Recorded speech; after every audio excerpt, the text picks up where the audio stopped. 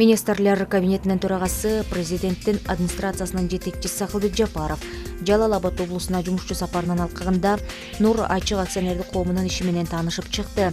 Нур Ачык акционердик коомунун ишиндеги негизги багыт электр приборлорун чыгаруу болуп саналат. Ал Россия Федерациясында да сатылат. Компания жаңы технологияларды өздөштүрүп, анын ичинде электромобилдердин тетиктерин чыгарууну көздөп жатканы айтылды.